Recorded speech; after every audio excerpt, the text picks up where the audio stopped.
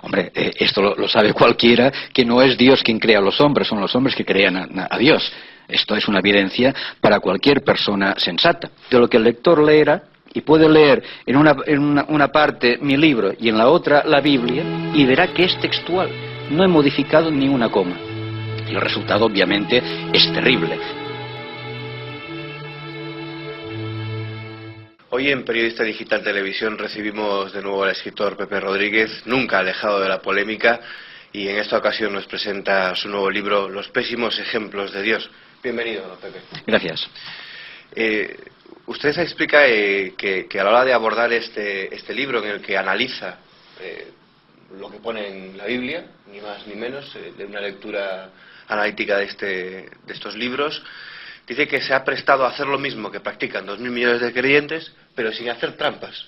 Efectivamente, es decir, muchos hablan de la Biblia y ni siquiera la han leído, y se miente mucho sobre la Biblia. Hay muchas cosas que se dicen que no figuran en la Biblia. Se da la Biblia como un libro de grandes ejemplos, un libro que sirve para hacernos mejores. Yo lo que he hecho, y por eso digo que el libro está escrito en coautoría con Dios, el 90% del libro es Biblia textual, es, digamos, entre comillas, palabra de Dios textual, porque esto es lo que obliga a creer la Iglesia y los cristianos.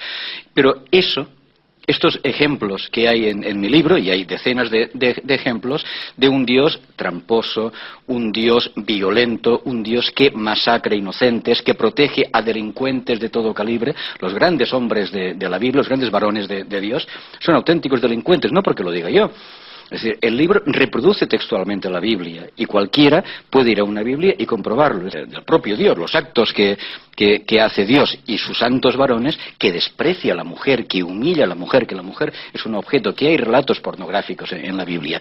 Son libros de una civilización bastante paleta, como eran los nómadas hebreos de la época, y que eso de los derechos humanos obviamente los desconocía. Pero no es lógico que el Dios de esa gente, un Dios eterno, un Dios que debía prever el futuro, no se enterase de que maltratar a la mujer no estaba bien hecho o llegaría a estar mal hecho. No se enteró de que la esclavitud que Dios reguló, las leyes de Dios están ahí en la Biblia, que eso era una salvajada. Hay una ley divina, está en la Biblia, lo puede leer todo el mundo, que dice que si tu hijo no te respeta a los padres, llévalo a las afueras del pueblo para que sea ejecutado.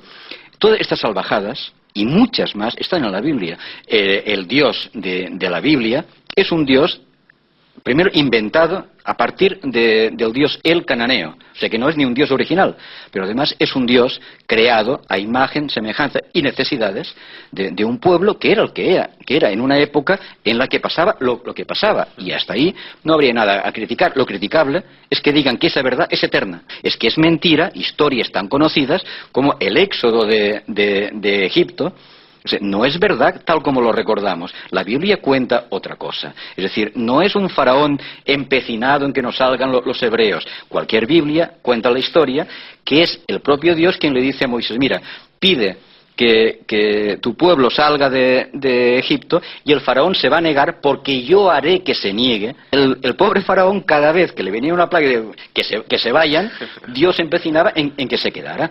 Pero eso no es un invento, no es críptico, lo puede leer cualquiera.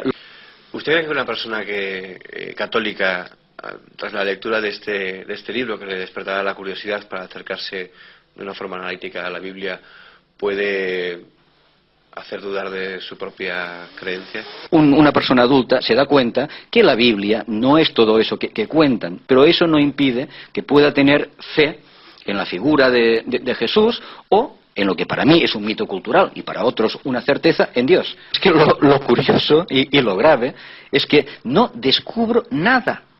Es un poco el cuento aquel del rey y el niño, que el niño dice: pero si el rey va desnudo. Es decir, lo que digo es, no descubro nada. Lo que yo digo está en todas las Biblias, en cualquier versión. Simplemente que la gente cree que el rey va vestido, y no.